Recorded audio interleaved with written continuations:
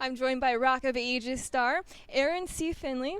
Aaron, thanks so much for joining me today during Broadway Week. You're welcome. Now, you yourself, you just debuted on Broadway 3 weeks ago. I mean, how does it feel?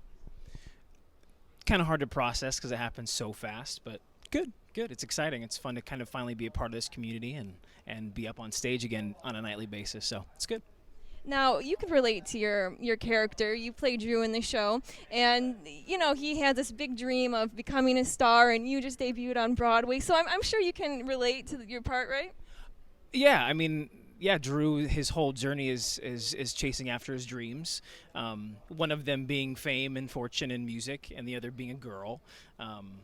I ended up with a girl, so I did well there, and now I'm finally achieved a dream that you know I've always wanted, and now it's kind of like, well, time to set new goals. So I guess there's that. But yeah, I've been really fortunate to kind of follow that. Same. Well, you're 2 for 2 for right now, Yeah, so far, I, so I good. think that's good. Now, on the other hand, although they were rock musicals, you were in Rent and you were in Jesus Christ Superstar, much more serious. How is it transforming to this kind of fun love type of rock musical?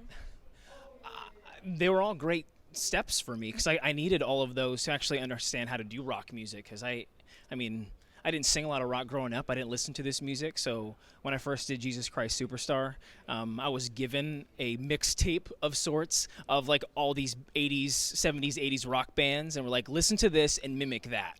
And so I think a lot of that work with Superstar, with Rent, finding that sound and finding that attitude and that just that kind of just like the gruff, you know, quality to those bands. It kind of helped me with this. You know, it's not AC/DC, but it's still, you know, something that you get to scream and rock out, and it's not very musical theater like. So it was really helpful to have those shows kind of in my pocket to go into a show like this. Yeah.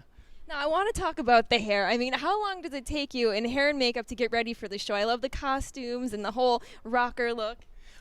It's quicker than you'd think. It takes me about 20 minutes or so with makeup and hair.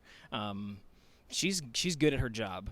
So Renee, who does our hair for us here, she gets me in and out in no time flat. It's great. Works out good. And then I'm long haired and beautiful and ready to be 80s. Yeah. See, I think you're lucky that you're a guy, because I'm sure the women have it much more difficult back there in hair and makeup forever.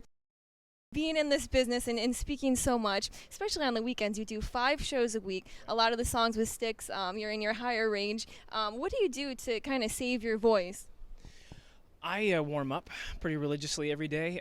My sister-in-law she has her master's in vocal pedagogy, so she created for me actually a couple years back a warm-up tape. So what I do is I use her warm-ups. I go through them probably an hour or 2 hours before the show, and just kind of check to make sure everything is there, and then continue from there. So once I'm like, all right, we're good, we can do this, then I'm ready for the show that night. But I warm up and then I cool down. It's like kind of fairly religious in that way, and then teas and things that everybody has their own little remedies, throat coats and whatnot, and I use a lot of that stuff. And you just got to make sure that you're continually taking care of yourself, because it's a muscle. You got to warm up to it and then cool down. What do you guys do for fun Sunday night when it's your last show? Does the whole cast go out, or do you just need to relax after the busy weekend?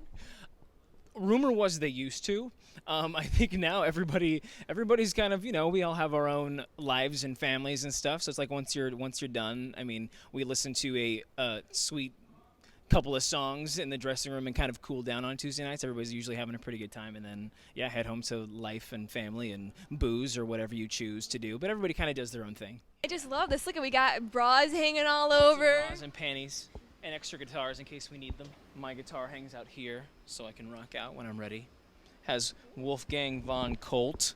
That's my stage name. Now, how do you get a stage name? I want one. You just create a stage name. That's like his creativity coming out is the Wolfgang von Colt. Oh, 'Cause we it's made better. it outside. That is pretty You can, amazing. now you're out. See, this is the street, the gray, and then so we can pretend that we're on the street out here. All right. Is it hard to pretend to imagine it, or you get in the moment and you feel it? You get in the moment. Yes, it's very important to Rock of Ages to have good pole skills. That's what. I don't really have much for skills. You don't have any moves. That's why I was saying you need a stripper name, because you know it takes place in a I'm strip not club. good with this. I'm not. But the girls are, and we have those all around.